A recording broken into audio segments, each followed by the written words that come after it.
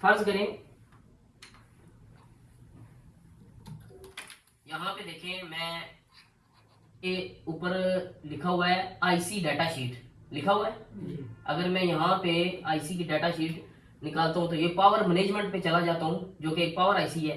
तो मैं इसका 6357 CRV है या MRV है, उसका मैं आपको बताता हूँ कि उसका क्या बिहेवियर है। ये लिखा हुआ है, जब इस आईसी को वी बैट मिलेगा, जब इस आईसी को वी बैट मिलेगा तो DDLDO वी UVLO ये सप्लाइयाँ या लिखा हुआ है यहाँ पे चार्जर प्लग इन या पावर बटन पावर की, चार्जर प्लग इन या पावर बटन की, मगर इससे पहले वो सप्लाइयाँ इसकी पूरी होनी चाहिए। ठीक है। अब उसके बाद यहाँ पे देखें वी रेफरेंस, ये एक अलग पावर आईसी की अपनी जाती रिक्वायरमेंट है। VIO VDIG 1.8 की एक अलग इसकी अपनी जाती रिक्वायरमेंट है। ठीक है। VRTC पे तकरीबन 1.2 वोल्ट बनते हैं। ठीक है, ये इसकी अपनी जाती रिक्वायरमेंट है। फिर उसके बाद VXO222 लिखा हुआ है, ये 2.2 की सप्लाई होती है, ये इसकी अपनी जाती रिक्वायरमेंट है। और उसके बाद VAUX18 की इसकी अपनी जाती रिक्वायरमेंट है। ये रिक्वायरमेंट इसकी आईसी की पूरी होंगी तब जाके आपकी आईसी बैकअप करवाएगी, तब जाके आईसी बैकअप करवाएगी। और सबसे पहले जो भी पावर आईसी है अपनी जाती रिक्वायरमेंट पूरी होने के बाद फिर अगला काम करेगी। सबसे पहले जो सप्लाई बनाती है वो बनाती है हायर एलडीओ के सप्लाई बनाने के लिए, जो बक सप्लाई होती है।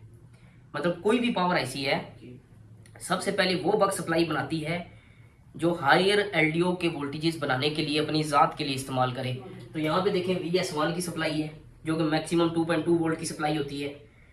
ठीक है, तो इसने सब सप्लाइयाँ इसकी अपनी ज़ाती रिक्वायरमेंट पूरी होने के बाद सबसे पहले जो सप्लाई बनाई वो VS1 की बनाई। मगर यहाँ पे देखें 40 मिली सेकेंड, 4 मिली सेकेंड, 4 मिली सेकेंड, 2 मिली सेकेंड, 2 मिली सेकेंड, ये सप्लाइयाँ स्टेप बाय स्टेप बना रही हैं। मतलब आप नोट करो, जब एक मोबाइल का बटन ट्रिगर करते हो ना, मेरे ख्याल में 3 सेकंड के बाद मोबाइल अपना डिस्प्ले दे देता, ऑन हो जाता है। ये 2 मिली सेकेंड, 4 मिली सेकेंड, ये सारा टाइम मैनेज करो तो 2-3 सेकंड ही बनते हैं। 1 सेकंड का 10,00,000वां हिस्सा। मतलब कि एक सप्लाई ने दूसरी सप्लाई को इनेबल किया, दूसरी ने तीसरी को इनेबल किया, तीसरी ने चौथी को इनेबल किया, और उसके बाद एंड पे पावर ऑन रीसेट बनता है। एंड पे पावर ऑन रीसेट, उसके बाद पावर ऑन रीसेट बन गया तो हमारी पावर आईसी बिल्कुल ठीक तरीके से काम कर रही है, बात ही खत्म हो गई। अब पावर आईसी ठीक तरीके से अगर काम कर रही है, उसकी अलग रीडिंग है बटन ट्रिगर करने के बाद। ये बात याद रखें। हम अभी फंस गए हैं किधर? 0 एम्पेयर पे। ठीक है, अगर 0 एम्पेयर का मसला होगा, मतलब कोई एम्पेयर भी कंज्यूम नहीं करेगा सेट, तो आपने काम कहाँ पे करना है? एक क्रिस्टल को देखना जरूर, पावर सेक्शन का हिस्सा है ना क्रिस्टल भी, 26 मेगाहर्ट्ज की फ्रिक्वेंसी बन रही है। एक क्रिस्टल को जरूर देखना है, एक बात।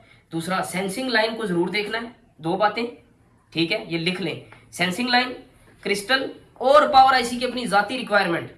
अपनी जाती रिक्वायरमेंट में से कोई एक रिक्वायरमेंट भी पावर आईसी की पूरी नहीं होती, सेट कोई भी बूट नहीं लेगा। ये बात याद रखें, सेट जरा भी बूट नहीं लेगा।